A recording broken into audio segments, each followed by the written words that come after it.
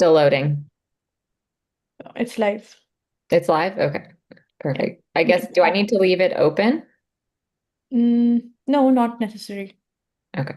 And you can start sharing the slide deck now. Yep. Yeah, I just have to open it. Hang on. I guess if Hang it's live, everyone is listening now. on. Okay. Share.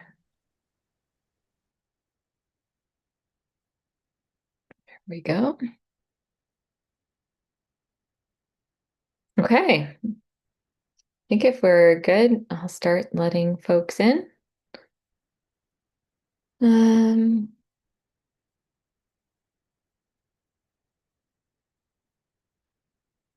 Hello, good afternoon, everybody. Thank you for joining. We'll just give it another minute or so to make sure we have as many people as possible from the beginning of this session, but thanks for joining us today. Very excited to be hosting our third annual ImpactEd week with Kritik, and looking forward to showing you a little bit about what's new and talking about how we can, you know, validate student learning in this new era of learning, especially with AI. Okay, so we'll continue to let folks in as they join, but I think in the interest of time, we'll get started. So, hi everyone. I'm Kelly. I'm the Director of Customer Success here at Kritik. I know a lot of you know me and have worked with me before, and then we have a lot of new faces joining us today as well. I always like to say my job is exactly what it sounds like. I get to be responsible for the success of all of the instructors and students and administrators that use our platform. It's a really exciting role. My background is in education. I'm a former elementary school teacher, and I'm super happy to be at Kritik, where I get to blend my passion for education with my passion for technology and customer success. So that's a little bit about me, but who you really want to hear about is our guest speaker, our co-founder, Carine. So I'll let her introduce herself. Yeah, thanks, Kelly. So yeah, I am doing my EDD at Indiana University on my last year, I will say. Only my thesis left to graduate. And then the major is in assurance system technology, where I study learning transfer, different ecosystem, peer learning, learning with AI, and all of different things that we are going to explore today. Wonderful. Yes, great to have you. Thanks for joining us, Carine. Okay. Oh, our agenda is a little out of order. That's okay. So just a few introductions we just went through, but we'll also get everyone who's joining us today to do a quick introduction as well. And then we're going to go through and talk a little bit about the critical thinking gap. For those of you that don't know Kritik, critical thinking is super important to everything we do here. It's what informs us every day in the decisions we make when we are running our company. And so we really want to talk about what's changing in terms of critical thinking and why that's changing. And then we'll move into why traditional assessment is no longer telling the full story in terms of what the students have learned. And then move into building critical thinking through peer assessment and authorship transparency. So we'll speak a little bit at that point in terms of what Kritik actually is and what it does. And we'll actually get to hear a little bit later from an instructor, Mr. or Dr. Greg Obi, who is joining us to speak about his lengthy experience with using Kritik. And then we'll do our key takeaways and some discussion questions at the end with Q&A. Feel free to ask any questions as we go in the chat on Zoom. Otherwise, we'll have some dedicated time at the end where we can unmute and have a discussion as well. So without further ado, let's start with some introductions. I know not everybody is here yet, but if you are here, please share in the chat what school you're joining us from. If you are an instructor, what program you are teaching in, and share in one word, how would you describe your students' critical thinking skills today compared to 5 years ago? And if you're, I know some of you are in administrator type roles, share any insights you have just in terms of that one word and how critical thinking has changed for students in the course of the last 5 years. Give everyone a second to share that in the chat. Down, yes. We'll definitely talk about that. Hoping to help solve that problem.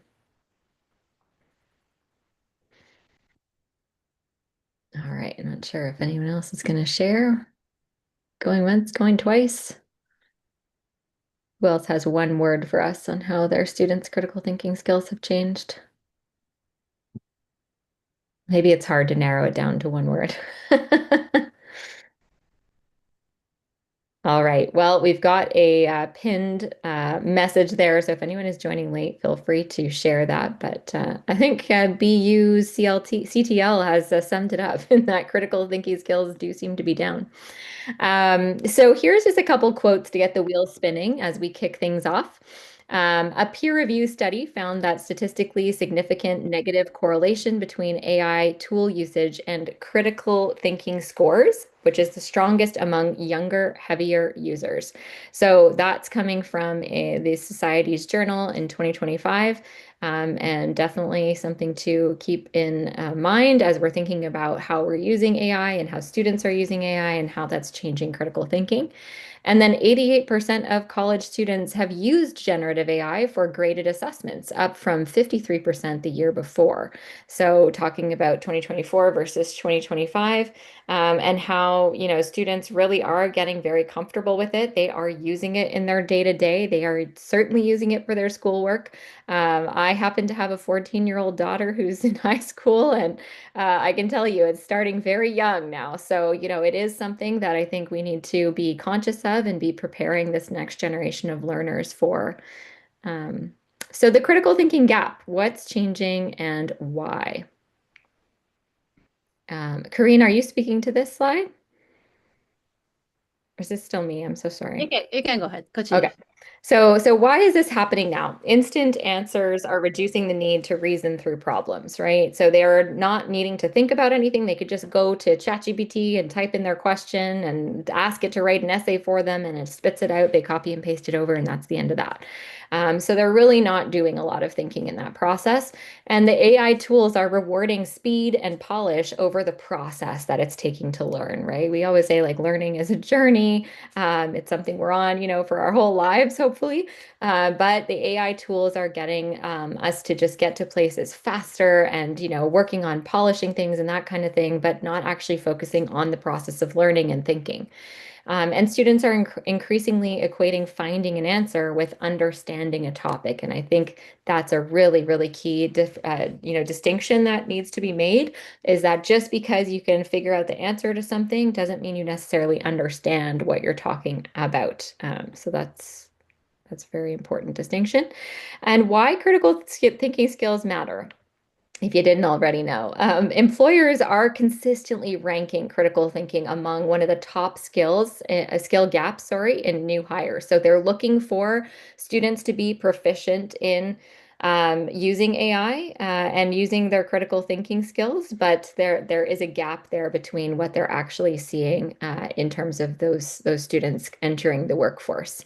And the AI can produce output, but it cannot replace judgment, reasoning, or decision making. So that's what we want to see more of, and that's what we're going to explore not only in this session today, but also in the session on Thursday if you signed up for that one as well. And that the classroom is the last controlled environment to build this before they enter the workforce. So post-secondary education has a really important role to play during this pivotal time, where we really want to be encouraging students to develop those critical thinking skills and teach the students how to think, not what to think. So why is traditional assessment no longer telling that full story? And why is it important to consider potentially other modes of assessment that you might not have considered before? All right. So the limits of outcome-only grading here is that a polished submission can hide a shallow or AI-generated thinking process. Instructors really need to have more visibility into how the student got their answer, not just what they are turning in. And that is the gap that both Kritik360 and VisibleAI, the products that we offer here at Kritik, were built to close, actually. So now we're going to shift gears a little bit and talk about how we can actually build critical thinking through peer assessment and through authorship transparency and giving instructors and students more insight into how work is being created. So as I kind of mentioned before, Critic here, we are offering two different functionalities within one platform, Kritik360 and VisibleAI. Kritik360 is really our peer assessment product. It's the one that's been around the longest, and so many of you have probably seen it or heard of it or used it yourselves. But this is where students are having really human-to-human interaction, building community within their class is what we hear a lot of, and really getting to evaluate their peers and getting to critically analyze the material that's in front of them that their peers have submitted, not just creating their own work. So our peer assessment product actually takes students through a three-stage process where they're going to create work, evaluate work, and then give feedback back to the evaluators who evaluated their own work. So our goal is really to have students not just grow as creators of work, but also to grow as evaluators of work. And we see that over the course of the semester in many different ways. Our newest offering, VisibleAI, is showing how students think and write through their own work and including how they interact with AI.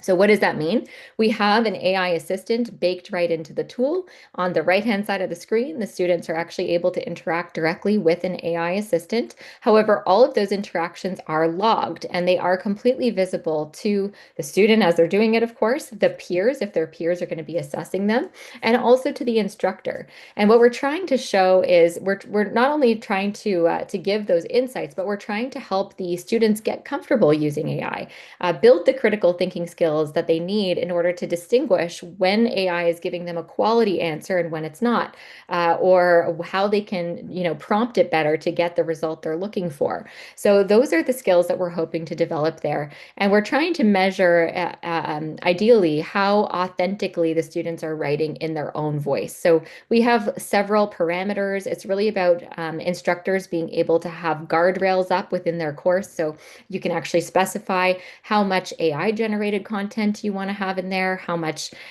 pasted content you want to allow, if at all, and then also measuring how much of it is coming from those sources and how much of it is the student's original work. And so together, when you combine them both, you get this really magical experience that you'll hear about later on from a professor who's using it, which is giving this full picture of critical thinking, where you're enhancing the way that you're grading and assessing your students with trackable learning over the course of a semester. So it is a really exciting tool. We've heard a lot of great feedback, both from instructors, but also from students, and hopefully you'll see some of those benefits here today. So we'll switch gears now, and I know what you're actually waiting to hear is from our co-founder, Carine, and some of the research insights she's going to share with you. So one of the things Carine has been doing recently is really looking deeply into what we can garner, what information we can garner from the users of our platform and how we can actually track students' learning over time and what that means. So I'll pass it over to Carine. Yeah, thank you. Let's start with what we are actually measuring. So generative AI did not create a crisis in assessment, exposed one. The question we are asking now is like, is the work valid? Is this authentic? Did students actually learn? Those questions were already asked in higher education long time before AI tool such as ChatGPT. We cannot ignore this assessment issue anymore. So the question is not about how do we stop AI, but what we are measuring now and how that AI is in the market, accessible to most students. So I curated 4 things. The first one is assessment shift toward human capability. Like AI is becoming a companion or a tool or something we walk along. So we need to measure like where does the AI in the human is learning despite having like the access to it. And the second is critical thinking skills becoming important, as Kelly mentioned. So AI has generated a lot of like fake content, hallucination. So students' ability to judge what is true, to verify rather than accept, is now becoming a core competency and not a nice to have. And the third, the AI literacy goes far beyond technical proficiency. So knowing how to prompt is not, literacy. Knowing when to trust, when to check, and when not to use it at all, that's literacy. And the fourth is none of these works can be happening without institution guidance. the policy, the guardrail, and then instructors' agency. Is it that you, as instructors, you are the only person who know what's good for your students, for the assignment, each week that the student is learning, and where the your students can, have received some help from AI or not. And so it's your best judgment to, see what's critical.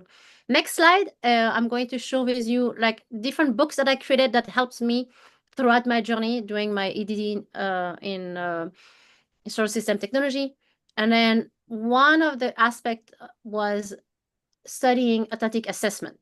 So authentic assessment evaluates students through tasks that mirrors real life challenge instead of testing theoretical knowledge in isolation. So there's a lot of books that I shared with you here. And the focus is for today is AI-driven assessment validity and the design principles such as, AI assessment must be socio-culturally responsible. So to be realistic is not only a design. So a few names just to cite, Gilker, Bastians, and Kushner gave us a design of 5 dimensions that each of them provide a professional practice. The task itself, the physical context, the social context, like do people really work alone in this or together? And when they work together, where is the work? Where can you assess the complexity of the social context? The result, can we assess the artifact and how do they produce it? And then the criteria, what kind of criteria has been used, and this is validated by the professional or not. Also that I want to cite is John Gibbs, who created the idea of constructive alignment. It means that teaching works best when learning outcome, teaching method, and test all match. Hickey, which is a colleague at Indiana University, and Lam put together at the center of it, and the point that is not the grade on this task, but is whether the learning that survive in the context. And Dr. Booth David, and his work on evaluative judgment helps students develop their ability to develop critiques that's needed in the workplace. And the last one I want to mention, Joanne Laboto and Charles Hansi, they develop the actor-oriented transfer frameworks that helps with learning. So next slide is, I just cited a few names that inspired this presentation today. They created the AI assessment scale, Perkin and Furze, where we design and help educators to use AI ethically and effectively in assessment. Next slide will show you basically how it works in a very quick snapshot. And then basically encourage the dialogues, their various levels of no AI or AI. Everything is can be designed by the institution as well as yourself. And then the next slide is the design that I conducted with Edgar. So the AI as a constraint guide is developed within the system in this study that I'm going to show, is where we purposefully design an AI as a constraint guide rather than letting AI unrestricted. So in this system, what AI can do is provide structural critique, asking Socratic questions, such as asking the student to provide more context. It's kind of almost having students teaching this AI because they cannot provide answer. So AI cannot generate the full proposal. They cannot design the solution. And students need to give a direct answer and write technical content. So the principle underneath is the constraints force the learner to generate content from their own knowledge. They can use AI, but the AI will facilitate to scaffold. They will do some self-regulation, revision, and quality monitoring on their own. So next slide. Now I will provide the study. So the study was done with Edgar Lobaton from Electrical and Computer Engineering Department at AC State University. He was a lead author. Next slide will show you why do I wanted to work in engineering. Is because in engineering the problem is structured.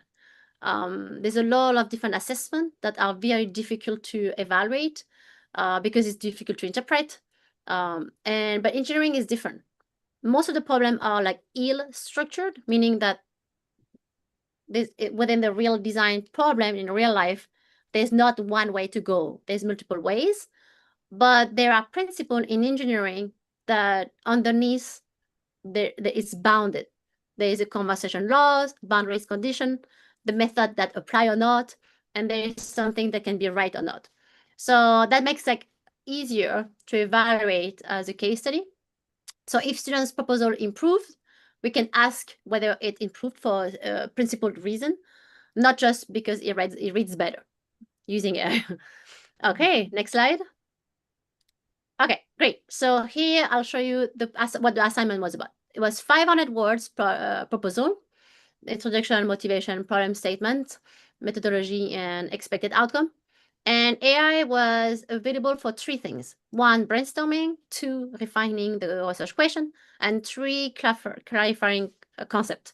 So VisibleAI was used like as an AI agent where like the students will have conversation like a bot. And Kritik was used as a peer reviewed using rubrics. Next one. The next slide will show you the 2 approach. So it's 2 phases. The phase 1 was at the beginning of the semester where we designed the proposal. And then they use the AI constraints. And phase 2, toward the end of the semester, they revisit the proposal to see if they have enhanced their work. So the design choice here was to measure the quality of the creation over time. How does it increase? The technical depth, how was the technicity used? The feasibility of the project, was it realistic, and all of different measurement of the feasibility, the structure, and the efficiency of iteration. The efficiency of their iteration, it quantify how effectively the students use AI and the amount of conversation that they have with each others, like between the students and the AI system. And the measurement allow us to penalize if students overuse AI and without quality. So we valorize the system, penalize overusage, and then valorize meaningful improvement. Next slide. So here is a challenge. So the student, arrive at a wide range of expertise. So we can see that the depth of the breadth has increased, but we needed to monitor the AI usage to make sure they don't overuse. So the hardest things that in this project is to decouple the knowledge gained from the expertise gained in interacting with AI. So, just to be clear, there is no technology that prevents cheating. The goal was not to prevent. The goal was to aim to understand what makes the stronger submission from the students. Is that mastery? They are good at using the tool, or other things? So the competency were conflicted between a better proposal that reflect deeper understanding and sharper prompting, how good they are in prompting the AI. So because it was an AI constraints, we were able to measure all of those. We were not looking at the artifact alone. We were looking at how they produce it. So the system will give us insights in the process of learning, looking at the interaction with AI in these constraints environments, and then how much percentage were used, copied, and then also self-report from the student's perspective. So we are making the process of learning visible to give us various metrics. So next slide will show you the metrics. So you can see that the percentage of authenticity and originality increases, and the amount of AI generated content paste, and AI revised decreases. So there's different metrics that we could chat as well about it.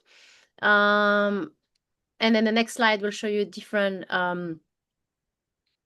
students' reflection. So there's a different codes that reflect the system. So in terms of the system, we are too constrained when I lack background knowledge. So this statement from students is a reflection of metacognitive scaffolding that I mentioned that was purposefully done, because the more students struggle the better learning happen. So that was like a great way to receive to see the feedback. Good for clarifying concept without giving any away answer. Well, the same thing. That was like for apply knowledge, flexibility, and learning.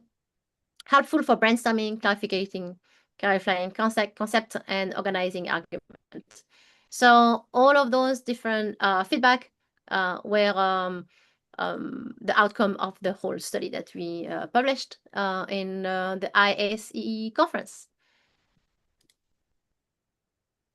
Excellent. Thanks for sharing that, Carine. Yeah, super, super cool. And I think one of the things that, I didn't necessarily specifically mention before is one of the things that makes VisibleAI and Kritik unique is that you can set parameters but you can also choose what type of assistant you want. So we do have this guiding assistant, kind of like Carine mentioned, where it's not going to actually give the students the answers. It's actually going to push them back to consider what they know before it will give them answers.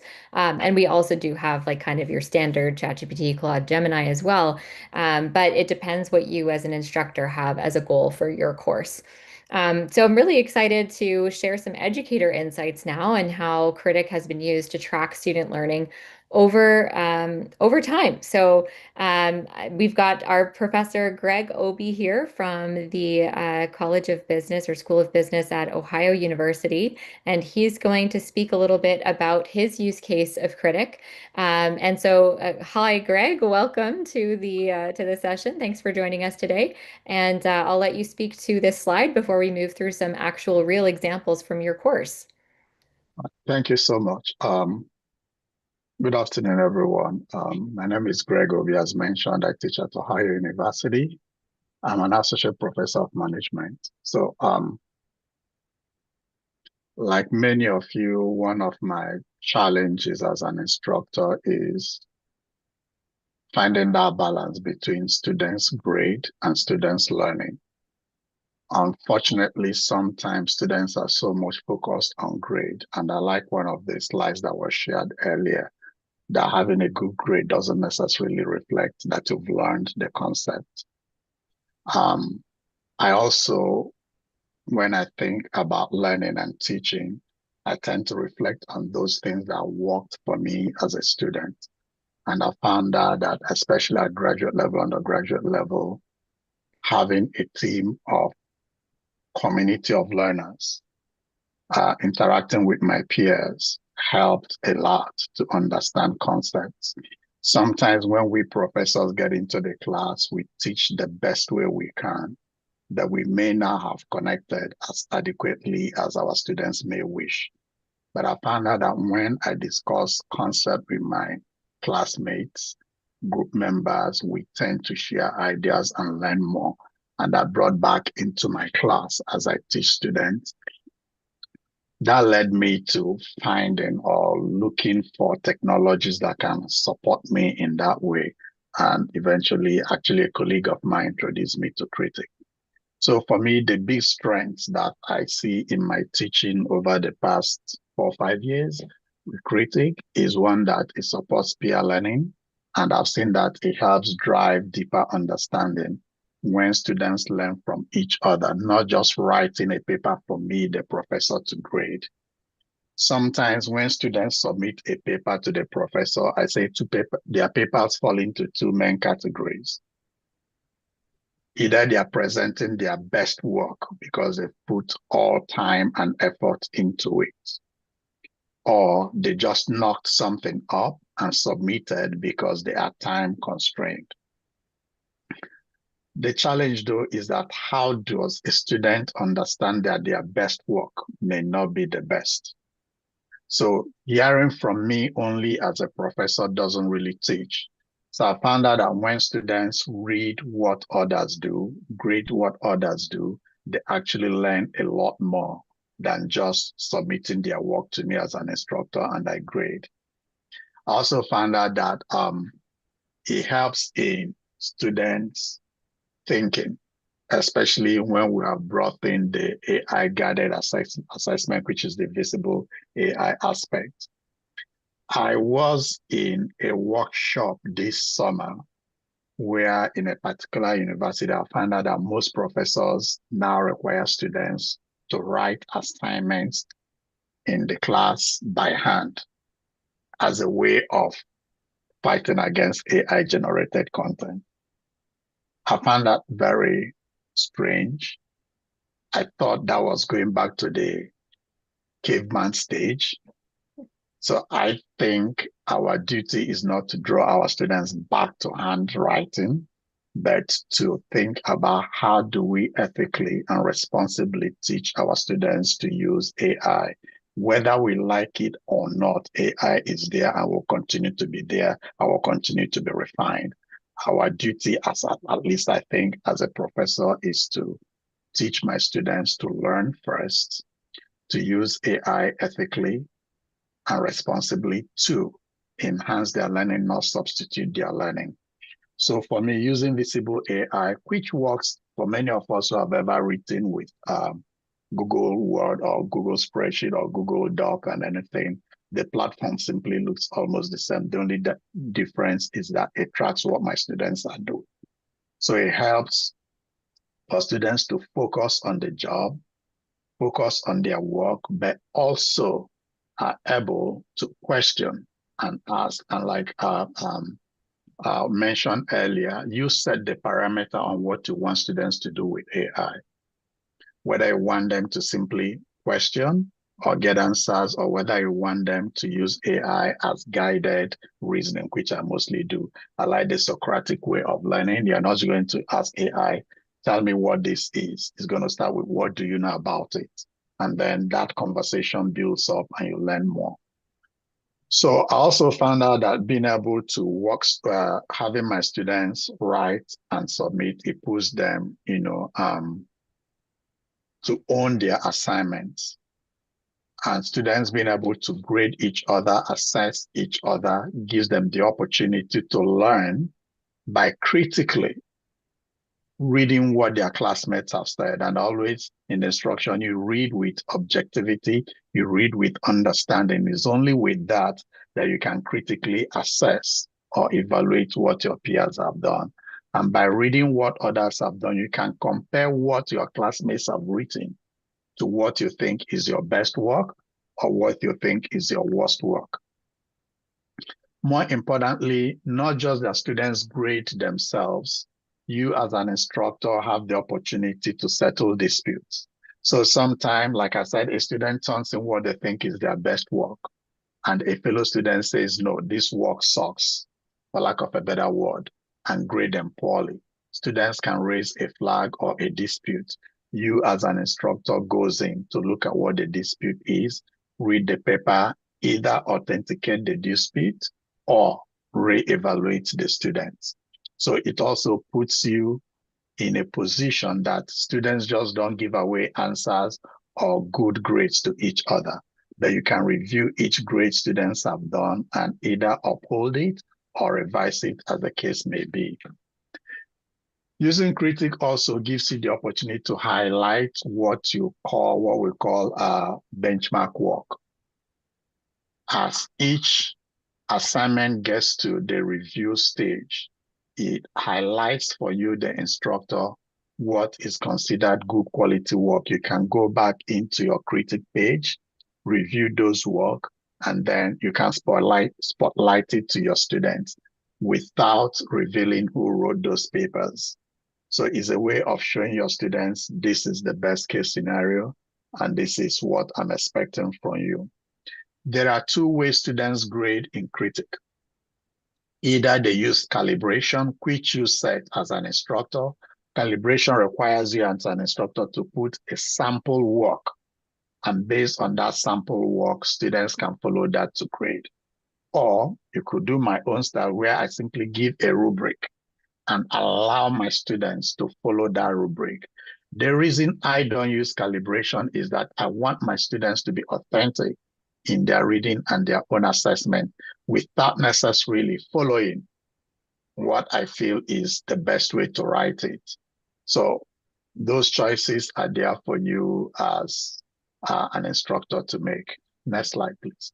Yeah, thanks for sharing that, Greg. I just wanted to add on because I think you made some wonderful points there, and something we hear a lot here at Critic is, from instructors just saying, I don't know what to do. Like I feel like I have to go back to the blue books and they're going to write everything in class because I don't know how to handle this rampant use of AI. And that's when they, end up coming up upon Visible AI and Critic, and it kind of changes things because I think I was talking to an instructor the other day and they were saying when you do that, when you try to put everything just in class all the time, you really lose the beauty of learning. You lose Yep. the beauty of them, revising things and taking time to think about it and what they get to do when they're not constrained to the classroom. So I really love that you kind of touched on that as well. So thank you. So here is Greg's first activity that he runs. So this is from my junior level class in cultural intelligence and business.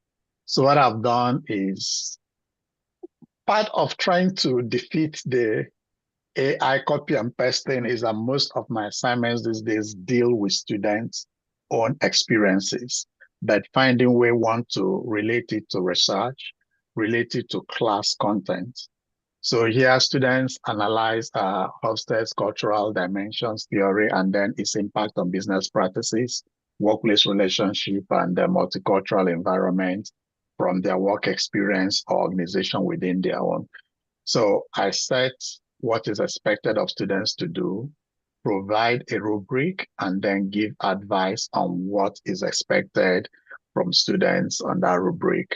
Give the terms, how many words is expected, and then, of course, work is submitted in Kritik.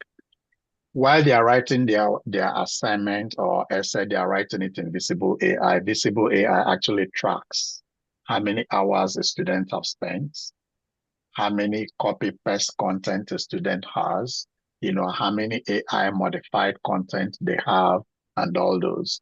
So as an instructor, you set the parameters for this. So for my undergraduate classes, I allow no more than 40% of AI content. I allow no more than 20% of or 40% of pasted content.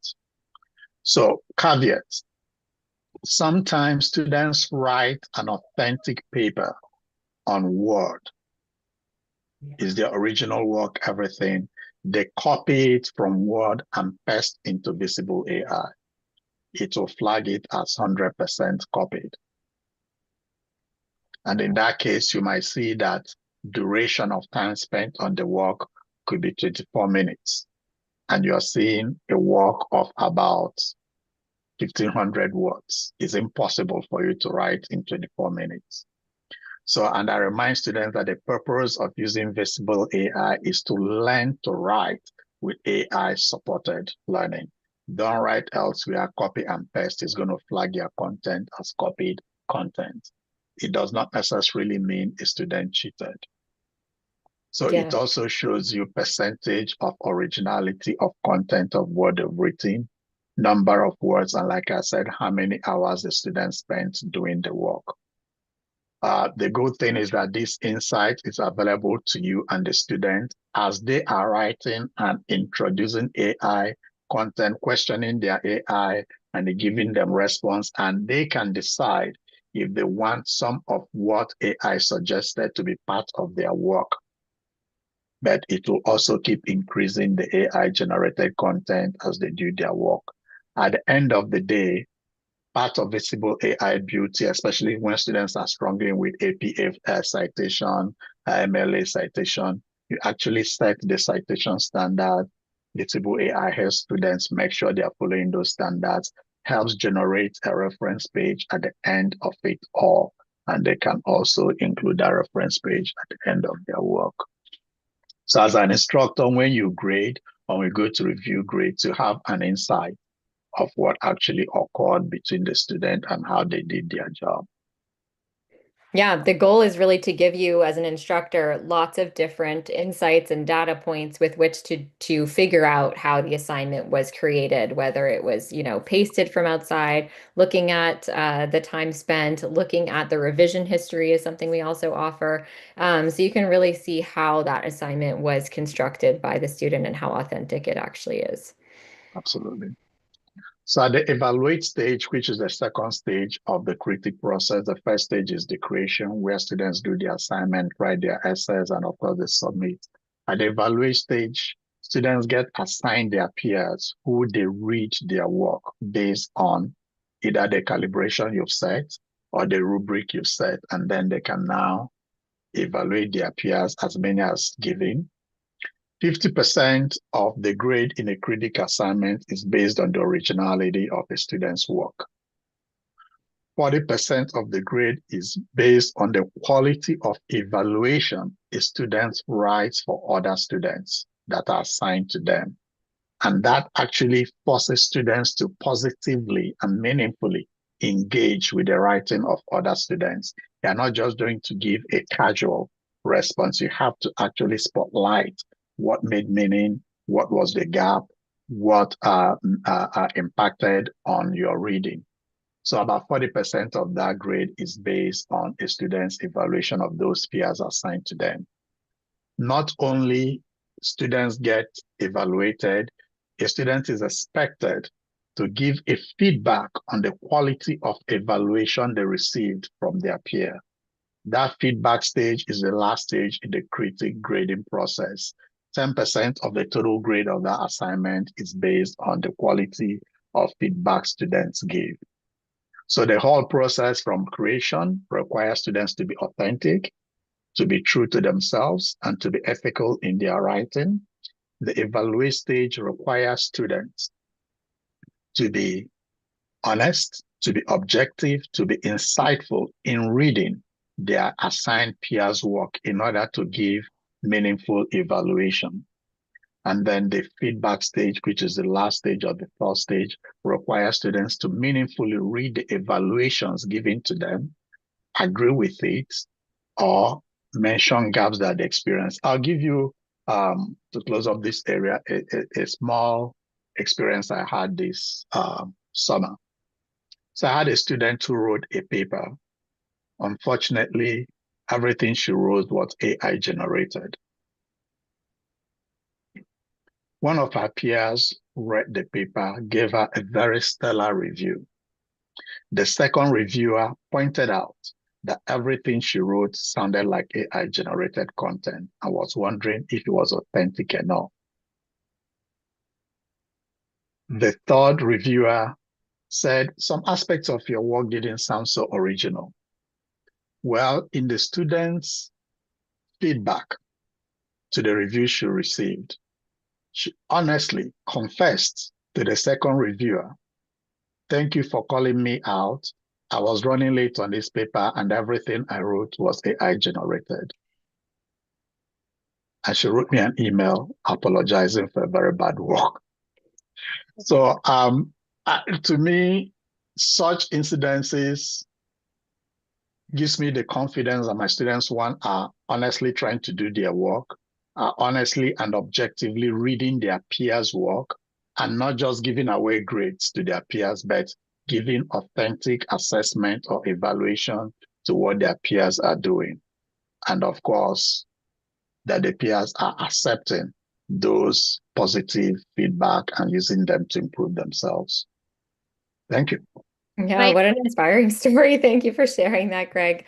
This is also, I think, going through these three stages and some of your examples that you gave really shows why it's important for instructors to not just do one activity. So we always say best practice is 3 to 6 throughout the semester, and I think that's what most of our instructors are doing. Of course, we do have some that do less than that. That's fine. But you know your students in your class best. But if you want them to get the most value out of it, doing more more than one is going to allow them to get all this, go through this process the first time and realize, hey, my peer is taking this seriously. Oh my gosh, I didn't realize that I should have worded my commentary differently because it didn't land the way I thought it was going to land. And then that's how they improve in their quality of evaluations over the course of the semester. So the first one's always a bit of like a testing ground, and then they kind of see, Yes. oh, okay, I got to take this seriously. And, they pull their socks up for those next ones. And I think that's what part of what Carine actually found in some of her research into how our platform is being used is that the more activities there are and the more spotlighting there is, like you use, the more the students learn over time, and they do get better at it as time goes on. Yes. Oh, and here's just an example of So a then, yeah. this example of a dispute, where a student, disputed their grade, and you can always go back to look at the reason they are disputing it, look at the evaluation the other student gave, and you resolve it either by, authenticating the evaluation they got, or readjusting their grade if you think the evaluation wasn't right.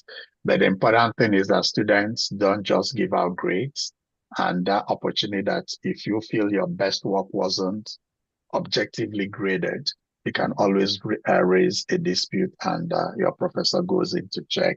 You as a professor goes in to check either to authenticate or accept that evaluation given, or revise it as you see fit. Yeah, and in most courses, we see about 5% or less of students disputing Yes. scores. So in case you're thinking, oh my gosh, 50% of my students are going to dispute their scores, they actually don't. They tend to appreciate the process. Yeah. So a lot of them, for most classes, I get probably one or two disputes. Yeah. I found, honestly, in the students have engaged more, read deeper, gave better evaluation, not just dashing away grades to each other, as Christmas candies. Yeah. Actually, one thing we didn't talk about was how many students you typically have. It's quite a few, isn't it, Greg? How many do you have these days per semester? So I teach two sections for the course. For example, we are looking at, I teach two sections of the class, which comes to about 100 students, 50 students per session, and the truth is that if I was going to meaningfully evaluate 100 papers, that would take me the entire semester to do just one paper. So to a certain extent, this process makes my work a little less involving, but more importantly, it gives that peer-to-peer learning and interaction for my students. Yeah, and it probably, we hear also a lot that it allows you, not you personally, but instructors in general, to do assignments that they might not be able to do otherwise because of the grading burden that some of them would give. So, it allows you to do assignment types you might not be able to do. One last comment before I go. One Yeah. last comment. I would advise, if you want to do this, which I do, always have a sample assignment the first week or second week, which is simply about students talking about themselves, their learning experience, but I always want them to tie it to research. That research angle helps them to question and use AI to do research without necessarily but by writing about themselves. It's easy for you to talk about yourself. They are uniquely, you're not going to go to the internet to search about yourself and your learning abilities. So it kind of sets a tone, one, on doing research, writing, and is a little way of getting their feet wet into the use of VisibleAI and Kritik. Thank you. Yeah, for sure. Great advice, Greg. I love that little introductory activity. Yeah, Okay, passing it back to Carine. Yeah, and I wanted to share before I talk about the takeaway. Greg, you can keep your camera on. Happy to see you. But Greg shared one example of his course, and I like when you talk about student disputing, because when the students were texting us in the live chat, we have a live chat where our team reply to them, but sometimes I also go myself and then reply to the students to see how they are learning. And then one of them was telling me, hey, my student did not do a good job there, and I don't want to be a cops, but and then just like go on and on with me on the chat. And I say, well, it's okay to dispute. This is part of the process. I think it's good because you are using your critical thinking skills, and then just I encourage you to do it. And then the students was in it anonymous, so don't be afraid. And then so that was nice to see that students were like really engaged, even with us, that maybe sometimes instructors don't see it, but having those conversations help the students to also, you know, regulate their emotion, go through the process, and then they learn. And then one more thing before I talk about takeaway is like there's more ways of doing it. So one of the students, instructors who are using Kritik and VisibleAI, they are using kind of like oral assessment as well, where they do presentation, and then through that process, they also assess the learning in authentic learning. Great. So in terms of takeaway, to summarize, so we assess the process, not the final answer. We make AI use visible, is intentional, and then we can see the portion of AI contributed to the student work rather than relying on the output. Build critical thinking skills through evaluation. We emphasize on the judgment of the students, how they apply objective criteria from the rubrics, and not produce content alone. And then you look at the learning curve over time, how they use it, how they are learning, do they can transfer knowledge over time. And then the next slide is the next step. So there's two different systems that we are building. The first one, I would say, is evaluative validity, which is also a grading accuracy. So from a student's perspective, is my judgment accurate? From the perspective as an instructor, is how close a student's mark is in comparison of my standard. As Greg mentioned, using the spotlight or different the calibration, all of those help developing the act of judging from the students, from professor acting. The second one is evaluative judgment, which is more from VisibleAI. The conversation with AI is from Dr. Bood definition, is a capacity to discern the quality in work. So in this context, it's more, can students provide accurate self-evaluation, peer review evaluation, and also understand when AI generated is hallucinating or not. So in that context, is developing the learner's judgment and ability to build critical thinking skills, AI literacy, and also evaluative judgment. And that can be transferred from one course to another or from one learning activity to another. I mean, the ultimate goal is employability for students in the age of AI, where in a workplace, as Kelly mentioned, AI is used everywhere. So I would like to end this presentation by a quote. We are shaped not only by what we know, but by the effort required to know it. So that's the last quote that I wanted to think that could inspire us as instructors for teaching. And then the QR code that I provided here will just provide you that human remain control, you know, in the whole process. And thank you so much. Yeah, thanks, Carine. Next slide. Yeah. Okay, so we'll open it up. I think I know we kind of lost a few people, and then a few people joined late, but we'll open it up for discussion. Just just a question to get the wheels turning. But feel free to ask anything of either Carine or Greg or myself. But here's a question to just get the wheels turning. Like I said, how do you currently distinguish between a student who understands the material and one who is simply effective at using AI? Are you just using your own judgment? Are you using other tools? How are you distinguishing that? Or are you even trying to distinguish that? And feel free to unmute anybody who's here who has thoughts on this. Feel free. Or if you have questions, feel free to unmute or type in. Looks like maybe Robin. Robin, it's so good to see you. Hi, a long time no see. I have been on sabbatical for a year, so I'm not actually going to be able to like sort of jump in on the discussion topic you posted there. But I am very curious. One of the things that I found using Kritik before the VisibleAI came into it, et cetera, is that I found that students are often like heavily positively biased in their assessment of others. Not necessarily because they want everybody to get good grades, but because like I think they genuinely, like each other's work, and like, but I felt that they weren't always really using the rubric as effectively as they should be, despite the fact that like we were also, grading them and things like that. So that's been sort of a persistent challenge for us. And I just wondered if you are finding something similar or if you've found a shift in how students are grading each other now that the AI piece is included, if that makes sense.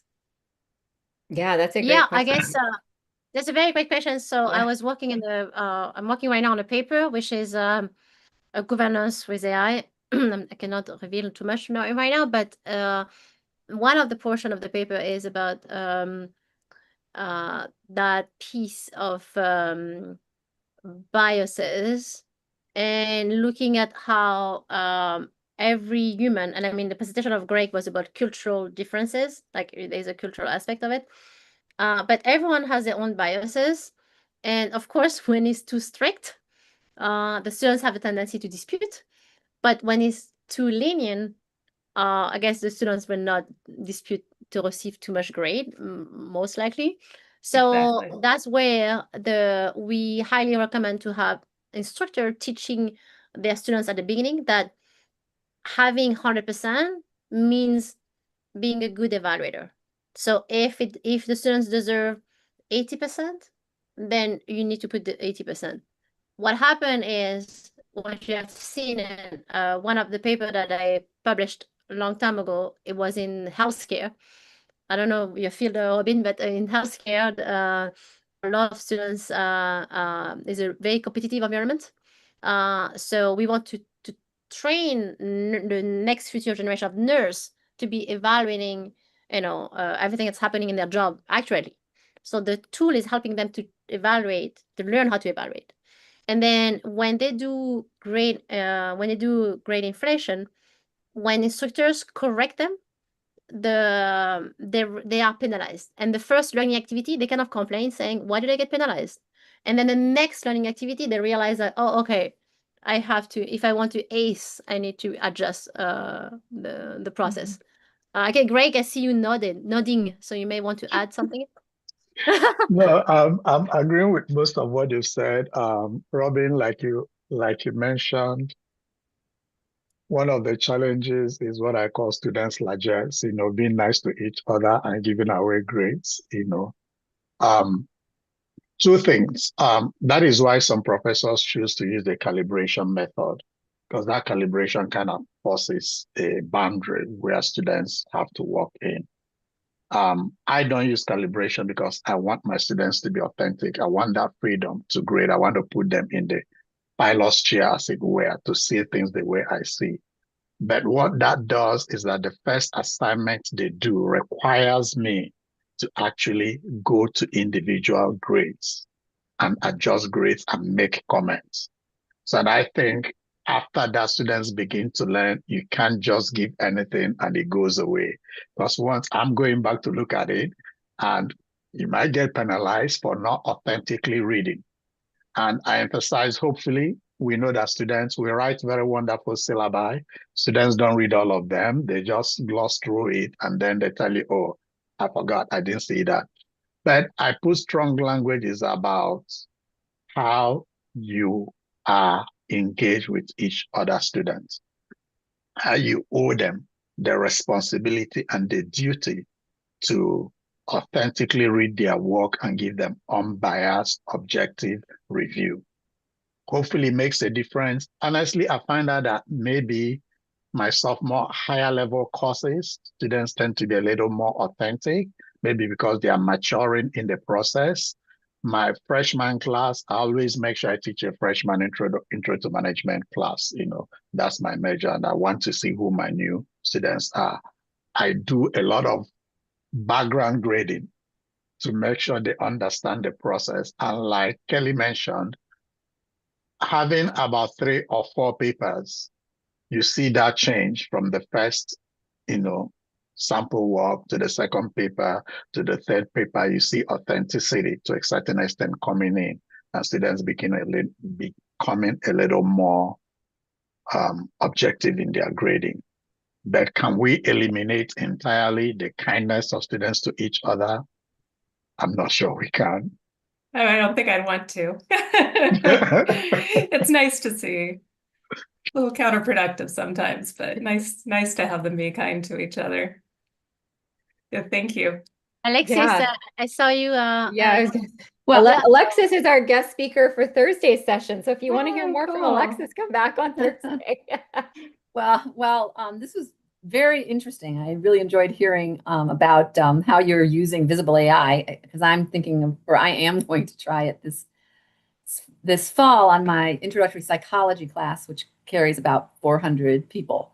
But you were talking about how you get rid of this bias, this positive bias. I agree. We'll never get rid of it exactly. But a strategy I've tried that's different is that I make them rate. They all get about 5 to review, and then they have to rank them at the end. And I make it a small part of the grade for the creation, but it influences their evaluation grade more. And that has helped me spread the evaluations out a little bit in terms of I noticed the distribution of evaluation scores spread a little bit. Because I mentioned, that your review should match how you've ranked it. If you've ranked it the worst thing you've read, you need to say something about it. And if you've ranked it as the very best thing, how is it better than everybody else's? You need to put in those comments to your actual written component. It should be reflected in how you've graded the rest of your paper. And if it's not, it does tend to reduce their grade because they become kind of off-center from everybody else. And so it's helped a little bit, but not as much as the suggestion of reading them and penalizing them, which would be fantastic. But I can't. I can't do that with 400 students. That if I had to read just one, it would be the whole semester for me to do it. So. Yeah, I mean, we do try to put things in place with the calibration and things, but, I always say, and I know everybody on this call, even Robert, I don't think I've ever actually met you, but I've heard about you. And I know everybody who's here are people who care very deeply about their students' learning experiences. And so we're so lucky to have so many special instructors using Kritik and trying VisibleAI and trying to stay on top of the times as they're changing in your educational approaches. So really appreciate everybody sharing their thoughts and taking part in that. So just a couple Robert unmute himself. I don't know if you want to say something. He did? Sorry, I didn't notice. Oh, I was just going to say, yeah, I've been very much enjoying listening to everybody's perspectives. I have just one little quick comment. I teach a course which has a lot of students in it that has students who are, and this is back to critical thinking and how one understands the difference. It was a comment somebody made earlier about the difference between students who are really good at using AI and students who are not, and how that critical thinker works into that. But in my course, I have 2 different populations. One are students that are just joining us; they're right out of high school, and they're in the 4th year. And then I have another whole group of students that are called post-diploma students, and these are students who have been out in practice for at least a decade and are coming back because they want to upgrade and they want to move on to go grad school or med school or whatever. And what's really interesting is to see how they used AI very differently.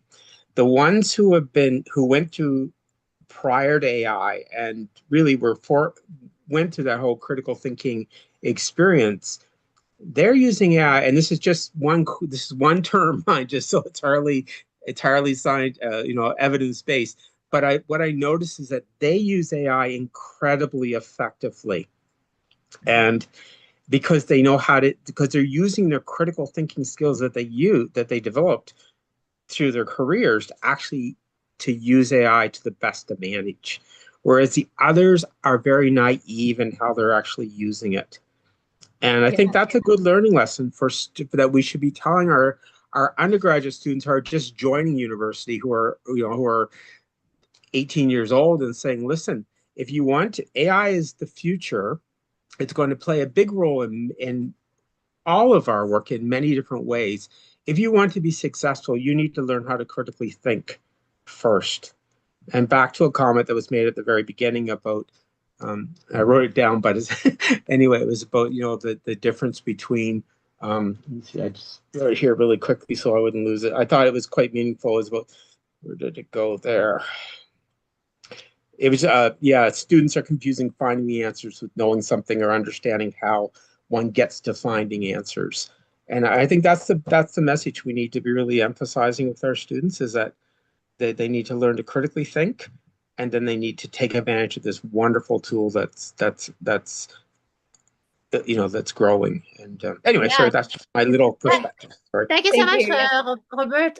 In fact, I can see a comment in the chat to say, some of them say we are doing more authentic simulation using AI, avatar, and chatbot, and more video-based performance assessment.